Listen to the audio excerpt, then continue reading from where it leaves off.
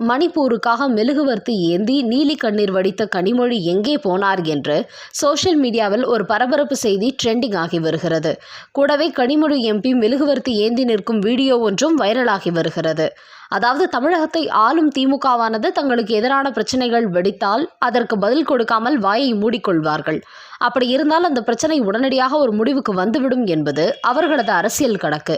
ஆனால் தற்போது அண்ணா பல்கலைக்கழக மாணவி விவகாரம் மு.க. ஸ்டாலினின் அரசியல் கணக்கை தாண்டி விஸ்வரூபம் எடுத்திருக்கிறது. குறிப்பாக இந்த சம்பவத்துக்கு எதிராக காவல்துறை எடுத்த அலட்சியமான நடவடிக்கை எதிராக அனைத்து எதிர்க்கட்சிகளும் களத்தில் இறங்கி போராடி வருகிறார்கள். ஆனால் மு.க. ஸ்டாலின், உதயநிதி, கனிமொழி ஆகியோர் இதை பற்றி எந்த கவலையும் படாமல் தூத்துக்குடி, கன்னியாகுமரியில் நடந்த அரசுமுறை நிகழ்ச்சிகளில் ஜாலியாக பங்கேற்றுவிட்டு திரும்பியிருக்கிறார்கள்.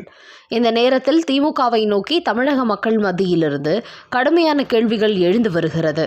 குறிப்பாக தமிழ்நாட்டுக்குள் போதைப் பொருட்கள் வந்தால் பாஜக ஆட்சி நடக்கும், குஜராத்தில் இருந்துதான் இங்கு வந்தது என்று சொல்கிறார் ஸ்டாலின். அப்படியென்றால் அதை தடுத்து நிறுத்தாமல் இவர் என்ன செய்து கொண்டிருக்கிறார்?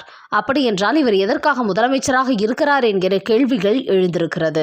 அதேபோன்று உதயநிதி துணை முதலமைச்சர் ஆன பிறகு மழை வெள்ளம் உள்ளிட்ட எந்த ஒரு பிரச்சனையாக இருந்தாலும் பாதிக்கப்பட்ட பகுதிக்கு சென்று பார்வையிட்டு வருகிறார். ஆனால் அப்படிப்பட்டவர் சென்னையில் உள்ள அண்ணா பல்கலைக்கழகத்தில் மாணவி பலாத்காரம் செய்யப்பட்ட சம்பவம் நடந்த பிறகு இதுவரை மு.க. ஸ்டாலின் மட்டுமின்றி உதயநிதியும் கூட அந்த ஸ்பாட்டுக்கு சென்று பார்வையிடாதது ஏன் என்று நெட்டிசன்கள் திமுகவை நோக்கி கடுமையான கேள்விகளை எழுப்பி வருகிறார்கள். இதற்கெல்லாம் மேலாக மணிப்பூர், உத்தரப்பிரதேசம், பீகார் உள்ளிட்ட எந்த மாநிலங்களாவது பெண்கள் பலாத்காரம் செய்யப்பட்டால் உடனே தமிழ்நாட்டிலிருந்து அதற்கு எதிராக குரல் கொடுக்கிறார் கனிமொழி. ஆனால் இன்றைக்கு அவர் வீட்டுக்கு அருகாமையில் உள்ள அண்ணா பல்கலைக்கழகத்தில் ஒரு தமிழ்நாட்டு மாணவி பலாத்காரம் செய்யப்பட்டிருக்கிறார். அதற்கு எதிராக கனிமொழி ஏன் குரல் கொடுக்கவில்லை? எதற்காக இவர் மெழுகுவர்த்தி ஏந்தி போராட்டம் நடத்தவில்லை? இந்தியாவில் உள்ள எந்த ஒரு மாநிலத்தில் பெண்களுக்கு எதிரான சம்பவம் நடந்தாலும் இங்கிருந்து ஆவேசமாக குரல் கொடுக்கிறார் கனிமொழி. அதோடு பாஜக ஆளும் மாநிலமாக இருந்தால் உடனே அதற்கு எதிராக மெழுகுவர்த்தி ஏந்தி போராட்டம் செய்கிறார். அப்படிப்பட்ட இவருக்கு தாங்கள் ஆட்சி செய்யும் தமிழ்நாட்டிலேயே அப்படி ஒரு சம்பவம் நடைபெற்றது இன்னுமா கவனத்திற்கு போகவில்லை? ஏன் அவர் இதற்கு எதிராக மெழுகுவர்த்தி ஏந்தி போராட்டம் செய்யவில்லை என்று பலரும் கனிமொழியை நோக்கி கடுமையான கேள்விகளை எழுப்பி வருகிறார்கள். இப்படி கோபாலபுரம் குடும்பத்தினர் மட்டுமின்றி திமுக கூட்டணிகளாக கொத்தடிமைகளாக இருக்கும் வை. கோபால்சாமி, திருமாவளவன், நல்லக்கண்ணு, பாலகிருஷ்ணன் உள்ளிட்ட திமுகவின் கொத்தடிமை என்ன செய்து கொண்டிருக்கிறார்கள்? நாட்டில் எங்கும் மக்கள் விரோத செயல் நடைபெற்றாலும் உடனே கொந்தளிக்கும் இவர்களெல்லாம் திமுக ஆட்சியில் நடந்திருப்பதால் வாயை மூடிக்கொண்டுள்ளார்கள். இப்படிப்பட்ட வெக்கங்கெட்ட ஒரு பிழைப்பு இவர்களுக்கு தேவையா? ஒரு கண் துடைப்புக்காக கூட இதற்கு எதிராக அவர்கள் போராட்டம் நடத்தவில்லையே. அந்த அளவுக்கு திமுகவின் கொத்தடிமைகளாக இந்த கட்சிகள் இருந்து வருகின்றனர். இப்படிப்பட்ட கொத்தடிமைகள் இதன் பிறகு வேறு எந்த விஷயத்திலாவது பாஜக அரசுக்கு எதிராகவோ மற்ற கட்சிகளுக்கு எதிராகவோ குரல் கொடுத்தால் இவர்களை வாயிலேயே அடிக்க வேண்டும்.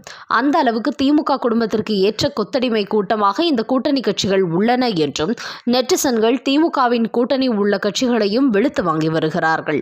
அந்த அளவுக்கு இந்த மாணவி விவகாரத்தில் திமுகவும் அதன் கூட்டணி கட்சிகளும் தமிழக மக்களின் மிகப்பெரிய அதிருப்திக்கு ஆளாகி இருக்கிறார்கள். குறிப்பாக பாஜக ஆளும் மாநிலங்களில் இதுபோன்ற சம்பவங்கள் நடந்தால் மெழுகுவர்த்தி ஏந்தி போராட்டம் நடத்தி நீலி கண்ணீர் வடிக்கும் கனிமொழிக்கு மெழுகுவர்த்தி பண்டல் அனுப்பி வையுங்கள் என்று பலரும் சோஷியல் மீடியாவில் கருத்து பதிவிட்டு வருகிறார்கள். அந்த அளவுக்கு இந்த மாணவி விவகாரத்தில் ஒட்டுமொத்த திமுகவும் அதன் கூட்டணி கட்சிகளும் தமிழக மக்களின் கொந்தளிப்புக்கு ஆளாகி இருக்கிறார்கள். அதோடு இதுபோன்ற பெண்களுக்கு எதிரான சம்பவங்கள் நடந்தால் உடனே மாதர் சங்கங்கள் களத்தில் இறங்குவார்கள். ஆனால் ஒரு மாணவிக்கு இப்படி ஒரு கொடுமை நடந்த பிறகும் கூட தமிழ்நாட்டில் உள்ள மாதர் சங்கங்கள் எங்கே போனார்கள் என்று தெரியவில்லை. கடந்த அதிமுக ஆட்சி காலத்தில் இவர்கள் எல்லாம் இதுபோன்ற சம்பவம் நடந்ததும் போராட்டத்தில் ஈடுபட்டு வந்தார்கள். ஆனால் இப்போது அந்த மாதர் சங்கங்களையே காணவில்லை. அப்படியென்றால் அவர்களும் திமுகவின் கொத்தடிமை கூட்டம்தானா என்கிற கேள்விகளும் எழுந்திருக்கிறது. நண்பர்களே, பாஜக ஆளும் மாநிலங்களில் இது போன்ற பெண்கள் பாதிப்புக்கு உள்ளானால் அதற்கு எதிரான திமுகவின் கனிமொழி உள்ளிட்ட பலரும் இங்கிருந்து அதற்கு எதிராக குரல் கொடுப்பதோடு நீலி கண்ணீர் வடிக்கிறார்கள். அப்படிப்பட்ட இவர்கள் தற்போது தங்கள் ஆட்சி நடக்கும் தமிழ்நாட்டில் அப்படி ஒரு சம்பவம் நடந்துள்ள நிலையில் அது குறித்து வாய் திறக்காமல் எந்த விளக்கமும் கொடுக்காமல் இருந்து வருவது குறித்த உங்களோட கருத்துக்களை கமெண்ட் பாக்ஸில் பதிவிடுங்கள். நன்றி, வணக்கம்.